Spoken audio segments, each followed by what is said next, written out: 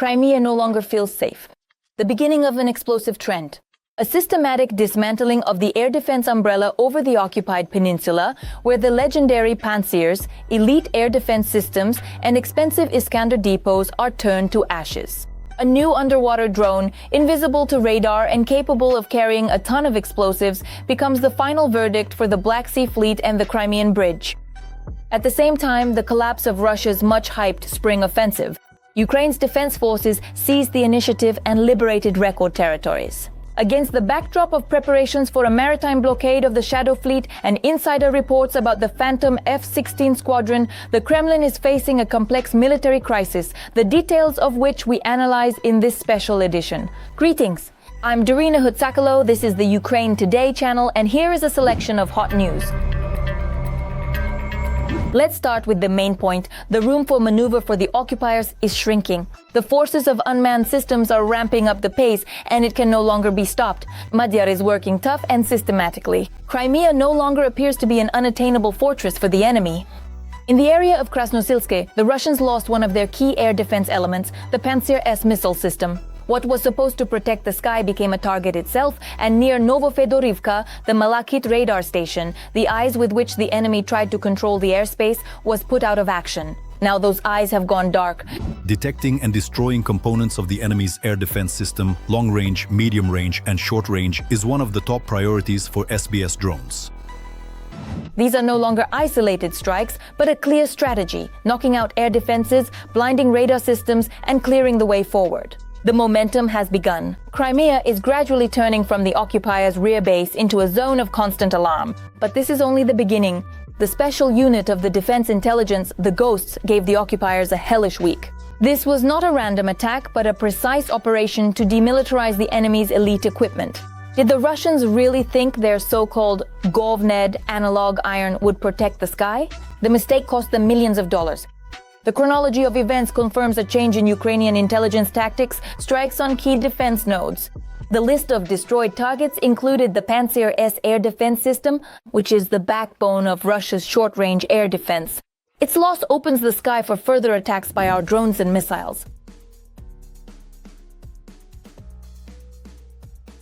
The radar, the eyes of air defense, the sky itself, a strategic loss for the enemy. This station was supposed to detect Ukrainian targets hundreds of kilometers away, but it didn't even see its own demise. The BK-16 landing craft, a high-speed target, was destroyed right in the waters. Equipment worth tens of millions of dollars has been turned into a heap of burning scrap metal. The defense intelligence of Ukraine is not just inflicting damage, but stripping the Crimean group, depriving it of the ability to detect threats and fight back. Specialists from the defense intelligence of Ukraine's special unit Ghosts continue to systematically dismantle the Russian defenses on the temporarily occupied peninsula. Over the past week, particularly valuable pieces of equipment belonging to the armed forces of the Russian Federation have come under attack. An anti-aircraft missile system, a radar station, and a combat boat. Equipment worth millions is now being turned into scrap metal thanks to the professional work of military intelligence officers.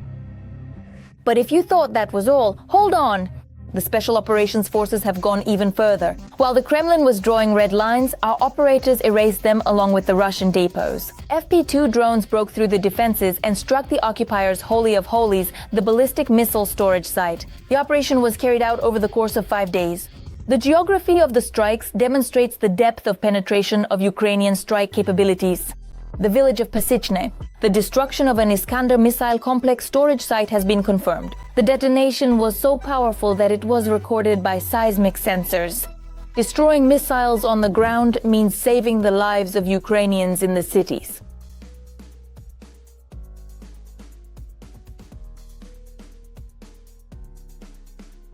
In just 5 days, more than 10 critical targets have been hit: ammunition depots, fuel storage facilities, and equipment parking areas. This is a classic asymmetric war. Targeted strikes with inexpensive means inflict enormous strategic damage on Russia's offensive potential. Special Operations Forces units carried out a successful fire strike with FP2 drones on the enemy's rear and operational infrastructure targets in the temporarily occupied territory of Ukraine. And now, a weapon that will forever change the rules of the game at sea. Forget about surface boats that the enemy has learned to detect. Marichka enters the game. This is not a drone, it's a 6-meter steel shark carrying a ton of explosives. The Russians can build barriers on the water, but there is no escape from what moves underwater. Marichka is a multi-purpose underwater unmanned vehicle of Ukrainian design created by volunteers and a group of scientists. Technical specifications that frighten experts: 6 meters in length with a range of up to 1,000 kilometers. This means that the drone can depart from Odessa, reach Novorossiysk, return and strike in Crimea. The warhead or payload is about 1 ton. For comparison, this is more powerful than the warhead of most cruise missiles. The price is about $400,000. That's peanuts compared to the cost of a ship. Experts believe this. Reputable publications and analysts call Marichka a weapon of a new generation. Unlike surface drones, the underwater device is virtually invisible to radar and visual observation. It can't be shot at with a machine gun from the deck of a ship. A strike with a ton of explosives below the waterline guarantees the destruction of any ship or bridge support. A strike of such force can break concrete. The developers are confident. After the first mass attacks by Marichka, the Russian Black Sea Fleet will be forced to flee to the Caspian Sea, and the Crimean Bridge, whose supports extend underwater, becomes the perfect target. This is checkmate in the battle for the Black Sea. And this means the defeat of very large targets. Port infrastructure, large bridges, ships, and landing craft. There has not yet been any combat use, but there have been many tests. It performed very well during the tests. Sevastopol was sleepless once again. A massive attack and the consequences of Russian air defense operations. This night became one of the longest for the occupied peninsula. Sevastopol came under heavy fire. The local authorities report that the attack was repelled by the fleet and air defense forces, claiming to have intercepted more than 24 drones. However, the results of this successful work were seen by the city's residents right in their own courtyards. The traditional Russian tactic of shooting down targets directly over residential areas led to destruction on the ground. Gogol Street. The warhead of a downed drone detonated in the courtyard of an apartment building. Windows were shattered in 3 buildings and many parked cars were damaged by shrapnel. This was reported by the local authorities. So far, 6 buildings we have inspected have been damaged, 5 roofs and a large amount of glass. Pivlentovska Highway and the Progress Gardening Cooperative. Here the situation is similar. The yards of private houses are strewn with debris. Damage to gas pipes has been recorded. Meanwhile, there is a shift in direction at the front. The Russian offensive has failed and come to a halt. The Russian army's spring campaign, which the Kremlin had pinned its main hopes on, has effectively been stopped. According to the Institute for the Study of War, the initiative on key sectors is shifting to Ukraine. For the first time in the past 2.5 years, the defense forces are showing such momentum in reclaiming territory. Volodymyr Zelensky confirmed this incredible success. The air assault forces, together with adjacent units, have regained control over more than 300 square kilometers of territory and over 8 settlements. A lightning-fast success by our forces! In the Kupiansk direction and in the area of Veliky Buluk, the enemy's plans to create a so-called buffer zone have been thwarted. Russian units are being driven out of the border villages and the line of combat engagement is shifting toward the state border. In Donbass, despite enormous pressure, the 7th Air Assault Corps has stabilized the situation near Pokrovsk.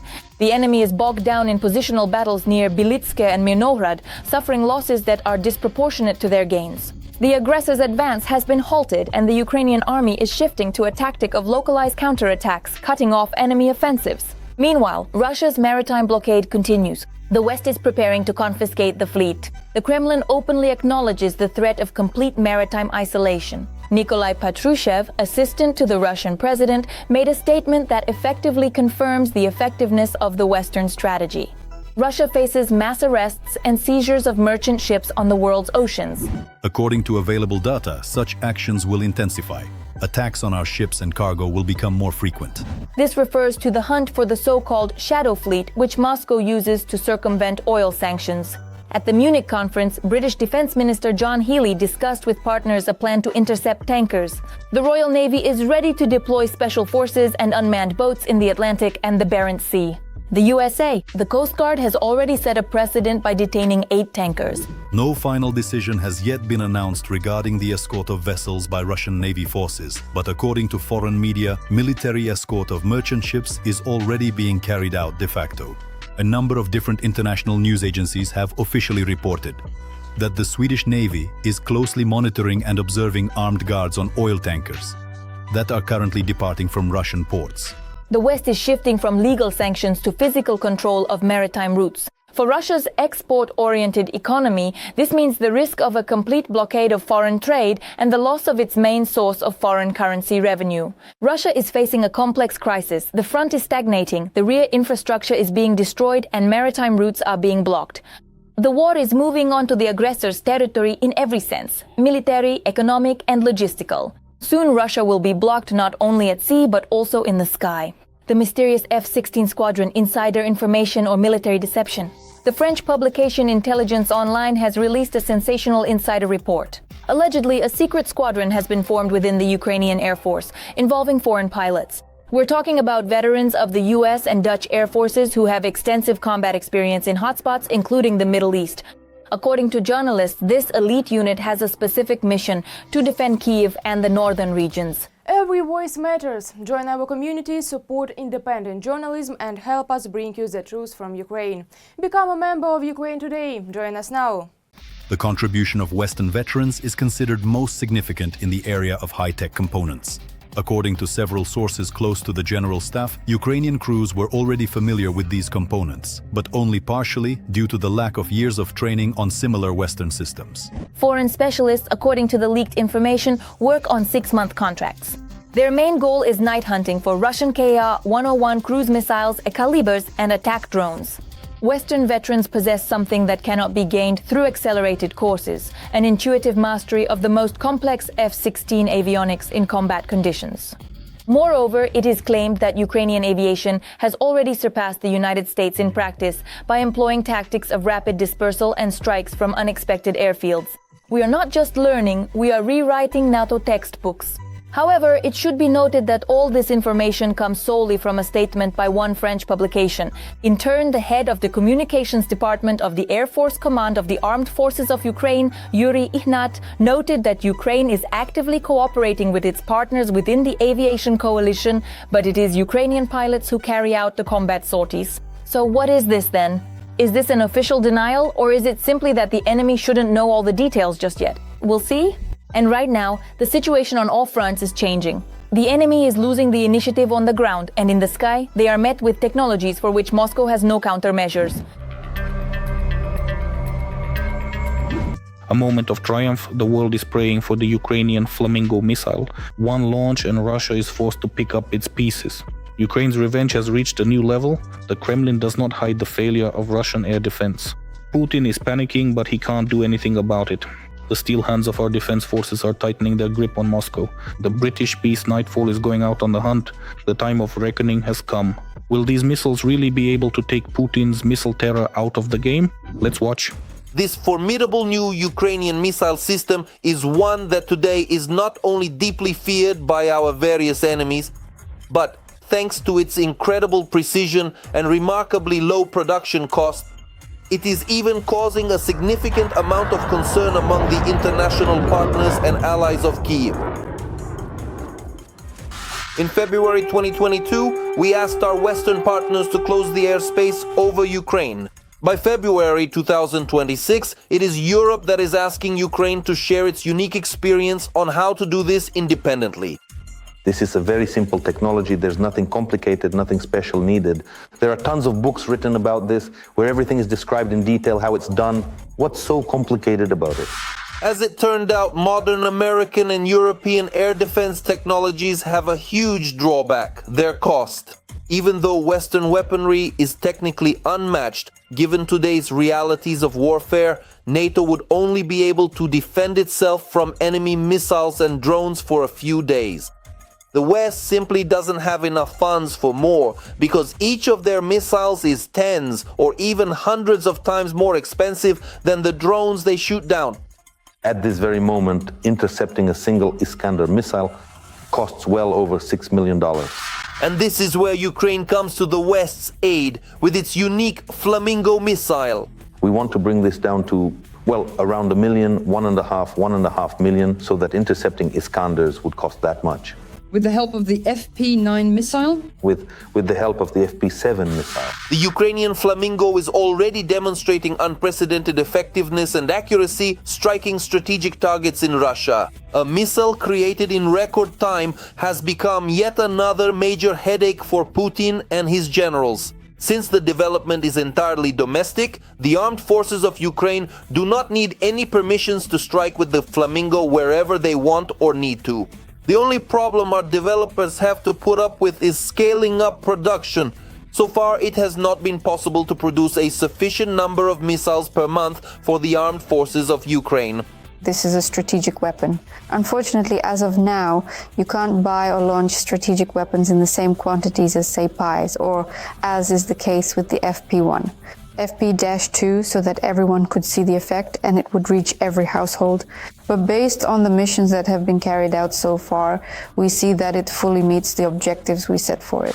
Since there aren't enough Ukrainian missiles for all the targets in Russia, we have to rely on our Western partners to help with this.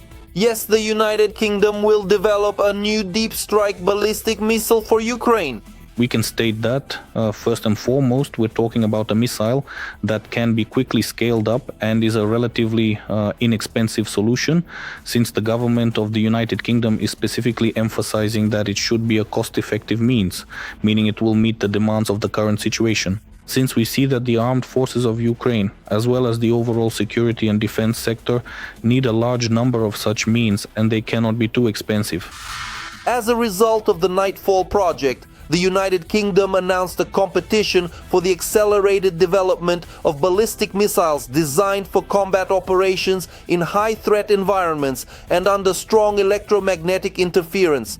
The modern British missile will be able to launch from various platforms, carry out a series of launches, and leave its position within a few minutes. The system will be equipped with a 200-kilogram high-explosive warhead distinguished by its high accuracy and a range of up to 500 kilometers.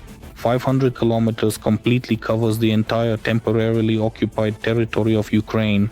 It also covers a significant area of the European part of the Russian Federation, and at this depth the enemy deploys its higher-level headquarters, starting from brigade level up to divisional level, as well as army and army group levels. These are also quite serious logistical hubs, meaning places where fuel and lubricants, as well as ammunition depots, are concentrated. In combination with the Ukrainian Flamingo, the British missile will be able to significantly reduce the Kremlin's and personally Putin's desire to continue their activities. Instead of launching missile strikes on peaceful Ukrainian cities, the bunker dweller will be forced to endlessly defend against missiles from the Ukrainian armed forces. The number and intensity of operations by our security forces who are using strike drones, including against strategic targets, are wearing down the enemy's air defense forces, and the strategic integration of ballistic weapons and strike drones is currently capable of delivering a highly destructive and overwhelming strike to specific high-value infrastructure and vital enemy positions. And it will only get worse from here, at least for the Kremlin. Ukrainian developers promise to reach the necessary supply volumes of ballistic weapons for the armed forces by the end of this year, while simultaneously creating more and more types of advanced weaponry. In a year, that's the ballistics. In 2 or 3 years, that's the creation of an anti-ballistic air defense shield over for all of Europe. The harsh truth about the war. All of the Kremlin's masks have been torn off. Putin has disgraced himself before the whole world. Now everyone can see it. The armed forces of Ukraine have crushed the occupiers to pieces. The moment has come when Russians are begging for the war to end. Life in Russia has turned into a catastrophe. Ours turned off the lights and cut off the oil lifeline. An unbearable moment that makes people in Moscow grimace. The locals are mired in poverty. The so-called special military operation has consumed everything. When will this truth finally reach the dictator himself? Let's watch. 2 or 3 weeks and it was all supposed to be over. As a result, today, February 24th, 2026, marks exactly 4 years since the beginning of the full-scale invasion of Ukraine by Kremlin occupation forces. I have made the decision to carry out a special military operation. This war has become the bloodiest and most destructive in the history of Russia and Ukraine since the end of World War II. In 4 years, the Russian Federation has lost more people than in all the wars and conflicts throughout the existence of the aggressor country combined. And with each passing year, the number of Russians killed and wounded in Ukraine only increases, while the territories seized by the Kremlin are incomparably small compared to the losses in manpower. Despite the fact that in 2025 they managed to mobilize and conscript 406,000 people into military service, their total losses, including those killed and wounded, amounted to about 418,000 soldiers. 2025 became the first year during the entire war when the losses of the Russian army exceeded the number of new recruits. Losses are increasing, while the amount of captured territory is only decreasing. Throughout the entire past year, the Kremlin captured less than 1% of Ukraine's territory, while in just the incomplete month of February 2026, the armed forces of Ukraine have already reclaimed over 300 square kilometers. Things are not going so smoothly for the Russians. They are facing serious resistance from the armed forces of Ukraine and are even encountering situations where the AFU, in turn, are launching offensive operations themselves. In February 2022, Russia managed to inflict serious damage on Ukraine's energy infrastructure. This winter was the coldest and darkest for Ukrainians, but it did not break them. In turn, Ukraine also launched massive strikes on Russian energy facilities, from Belgorod to Smolensk.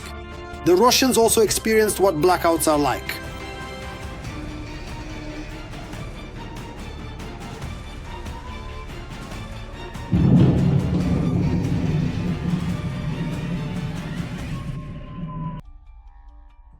Oh, I see. They're bombing us, right? Are we being bombed? I really do not know. Just last year, at least 25 out of 38 of Russia's largest energy facilities were damaged by Ukrainian drones. In addition, the cold winter revealed that Russia's public utilities are in terrible condition, and all the money is going to the war instead of repairs. There is a monstrous underinvestment in public utilities. We have a monstrous underinvestment in all energy sectors. That is, periodically, when accidents occur in some settlements, it suddenly turns out at that moment that there is, for example, a heating plant that hasn't been repaired since Soviet times or something else like that. To repair the public utilities, about 10 trillion rubles need to be invested in Russian infrastructure. That is exactly how much the Kremlin spent on financing the war in Ukraine in 2025. Russians have also started to feel that they are the ones paying for the war in Ukraine because prices in Russia have begun to rise terribly. Well, friends, how do we start the new year 2026? That's right, So my husband went to the store. What do you think? How much did all of this cost? 3,000, three grand. Have you even seen this? Now even chocolate is hidden in special cases because the prices have just shot up to the sky, already 139 rubles. People are being forced to steal. At the end of September last year, the Russian finance minister Silvanov explained the increase of VAT from 20 to 22% as a measure to fight inflation. And after the introduction of the new VAT, he openly stated that all Russians must pay for the war in Ukraine. We need additional spending on defense and security. Today, this is the primary task of our country. And in order to provide the necessary resources, yes, we are changing the value-added tax. It will take at least 2 or 3 years to make up for those lost years when all resources were simply pulled out of the civilian sector. Once again, people don't buy tanks, people don't buy missiles, but that's exactly what's being produced. Naturally, prices are rising for what is not being produced. International sanctions and the ban on the sale of hydrocarbons, strikes on the oil refining industry, budget deficits, rising prices, colossal losses among the male population, as well as the rise in banditry from the so-called heroes of the special military operation who have returned. This is by no means a complete list of the problems Russia has faced after attacking Ukraine. In response, since 2014, Russia has occupied less than 20% of Ukraine's territory, becoming a global pariah. And what do you think about these events? Share your thoughts in the comments. Don't forget to like and share this video. Stay with us because there's even more interesting content ahead.